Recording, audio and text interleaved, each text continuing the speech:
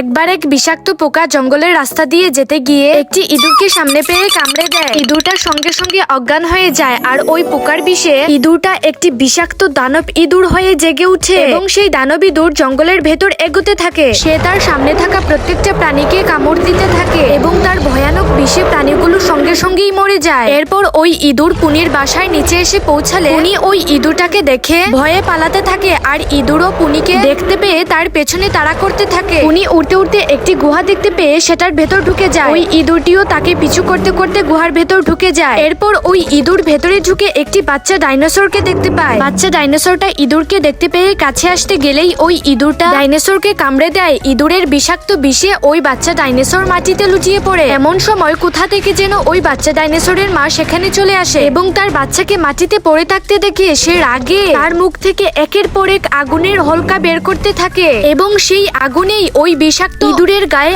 আগুন ধরে যায় আর দেখতে দেখতে সেই বিষাক্ত ইঁদুরটা জ্বলে ছাই হয়ে যায়।